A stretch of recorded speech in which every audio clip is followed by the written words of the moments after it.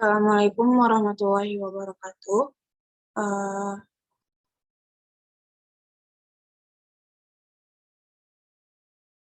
Baiklah, saya Kori Yulia Saputri, NIM 20053106.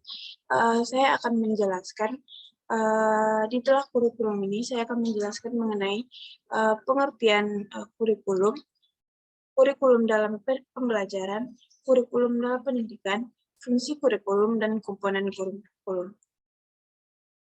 Baiklah, yang pertama adalah pengertian kurikulum. Kurikulum adalah perangkat mata pelajaran dan program pendidikan yang diberikan oleh suatu lembaga penyelenggara pendidikan yang berisi rancangan pelajaran yang akan diberikan kepada peserta pelajaran dalam suatu periode jenjang pendidikan.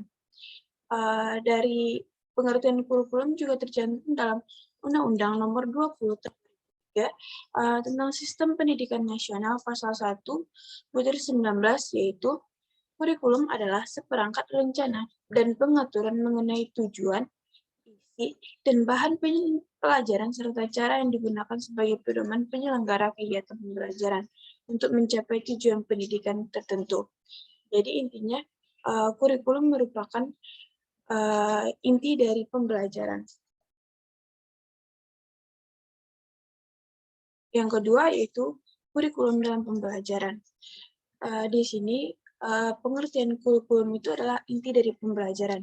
Jadi pembelajaran adalah proses yang terjadi dalam interaksi belajar dan mengajar antara guru dan murid. Bantuan yang diberikan pendidik agar dapat terjadi proses perolehan ilmu dan pengetahuan, penguasaan kemahiran, dan pembentukan sikap karakter.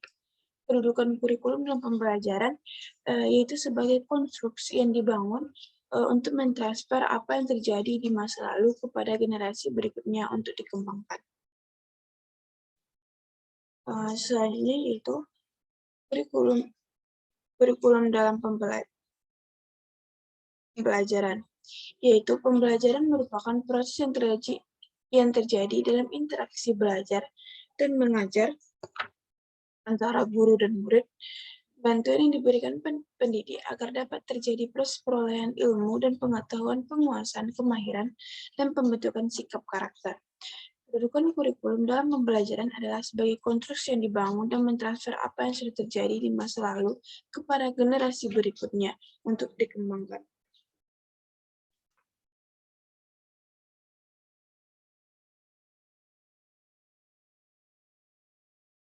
Selanjutnya yaitu fungsi kurikulum. Kurikulum berfungsi, yang pertama, fungsi kurikulum itu dalam proses pendidikan yaitu sebagai sarana untuk mengukur kemampuan pribadi dan konsumsi pendidikan. Di sini ada beberapa fungsi kurikulum. Yang pertama adalah untuk kepala sekolah.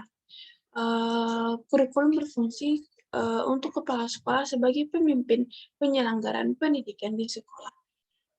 Di sekolah adalah sebagai pedoman pengelolaan sistem pendidikan. Untuk guru, fungsi kurikulum adalah sebagai pedoman pengajaran pada siswa.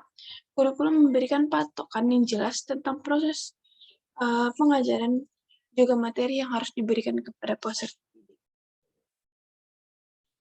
Yang ketiga adalah untuk siswa. Fungsi kurikulum untuk siswa adalah sebagai acuan belajar.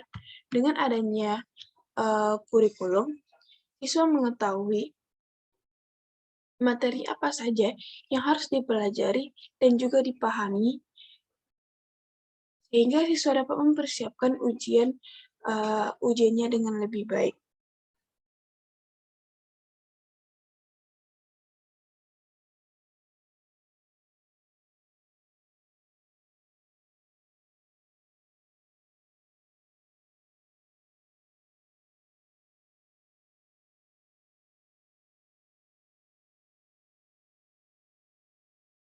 Selanjutnya yaitu komponen kurikulum. Komponen kurikulum ini ada beberapa komponen kurikulum, yaitu yang pertama adalah tujuan, isi atau materi, komponen media, komponen strategi pembelajaran, komponen proses belajar mengajar, dan komponen evaluasi.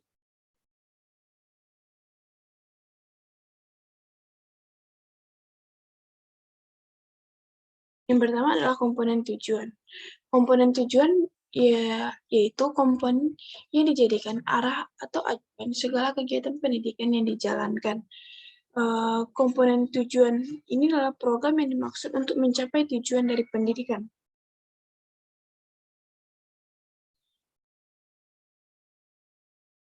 Yang kedua adalah komponen isi atau materi, merupakan segala sesuatu yang diberikan kepada anak didik dalam kegiatan belajar mengajar dalam rangka untuk mencapai tujuan.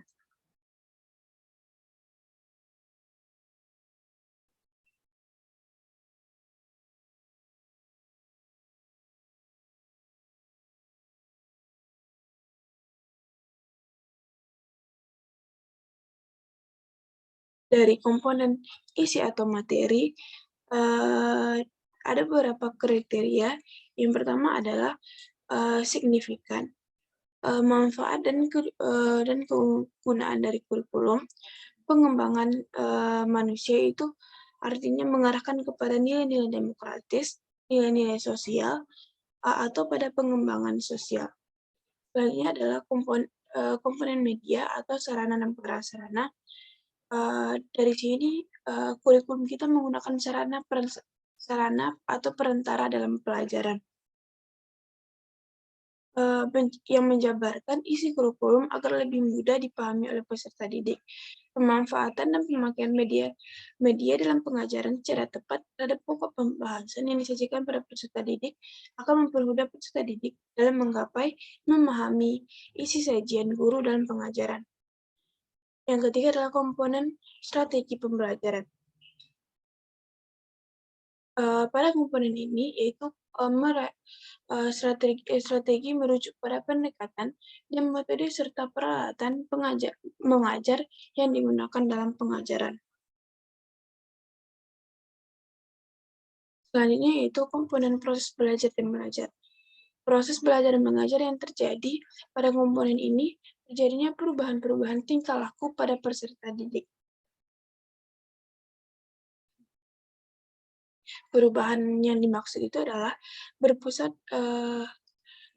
pada guru beralih ke pembelajaran yang berpusat pada siswa. Yang kedua adalah berorientasi disiplin, beralih ke pembelajaran yang integratif, berorientasi topik tertentu, beralih kepada pembelajaran berorientasi masalah, dan selanjutnya itu pembelajaran yang mengikuti alur tertentu, beralih ke pembelajaran dengan alternatif. Yang terakhir adalah komponen evaluasi. Evaluasi merupakan salah satu komponen kurikulum. Evaluasi kurikulum dimaksud untuk memeriksa tingkatan ketercapaian tujuan-tujuan pendidikan yang ingin diwujudkan melalui kurikulum yang bersangkutan.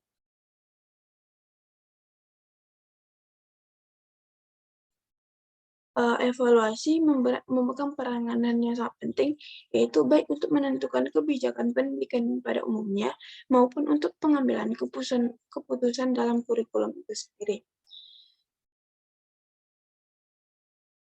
Baiklah, sekian presentasi dari saya. Saya Kori Yulia Safitri. Assalamualaikum warahmatullahi wabarakatuh.